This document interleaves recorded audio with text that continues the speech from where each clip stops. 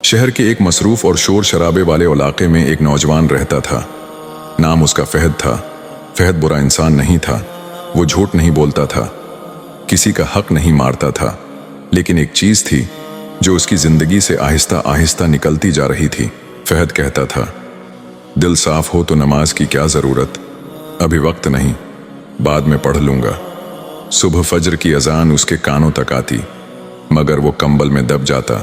ظہر کے وقت کام کا بہانہ، عصر میں تھکن، مغرب میں موبائل، عشاء میں نیند، یوں 5 وقت کی نماز 5 بہانے بن کر رہ گئی۔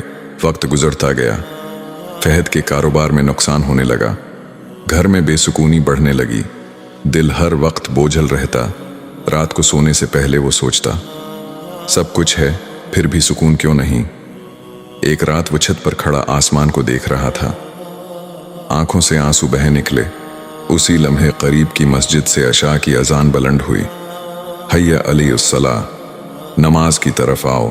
فہد کے دل میں عجیب سی لرزش ہوئی، مگر پھر وہی سوچ، کل سے پڑھوں گا۔ اگلے دن فہد کو خبر ملی، اس کا پرانا دوست سلمان انتقال کر گیا۔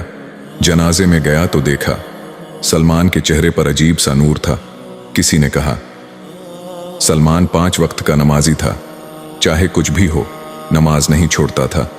یہ جملہ فہد کے دل میں تیر کی طرح لگا۔ قبرستان سے واپسی پر فہد خاموش تھا، دل میں بس ایک سوال تھا، اگر آج میں مر جاتا تو میرا انجام کیا ہوتا۔ اسی دن فہد مسجد کے پاس رک گیا۔ وہ اندر نہیں گیا، بس باہر بیٹھ گیا۔ وہاں اس نے 5 نمازیوں کو دیکھا۔ پہلا نمازی بوڑھا شخص، کمزور جسم، کانپتے ہاتھ، مگر فجر سے عشاء تک مسجد میں۔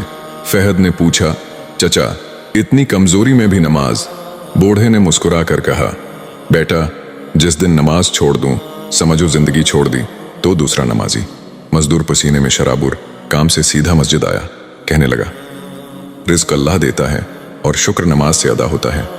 تیسرا نمازی مانا، نوجوان موبائل جیب میں رکھا، نگاہیں جھکی ہوئی، بولا، دل کی گندگی نماز سے ہی دھلتی ہے۔ چوتھا نمازی، تاجر، مہنگی گاڑی، مصروف فون کالز، کہا، نماز نے میرے کاروبار کو نہیں گھٹایا بلکہ برکت دی۔ پانچواں نمازی، بچہ، ننھا سا، معصوم چہرہ۔ فہد نے پوچھا، بیٹا نماز کیوں پڑھتے ہو؟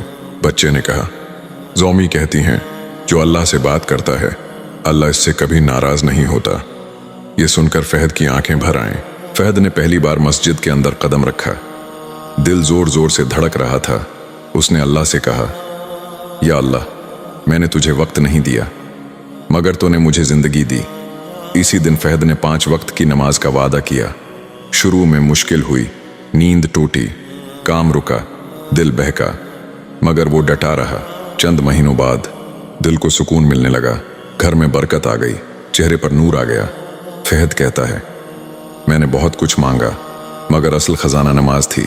اگر آپ نماز نہیں پڑھتے تو جان لیں، نماز بوجھ نہیں، نماز سہارا ہے، نماز وقت ضائع نہیں، نماز زندگی سنوارتی ہے۔ اللہ فرماتا ہے، نماز قائم کرو، بے شک نماز برائی اور بے حیائی سے روکتی ہے۔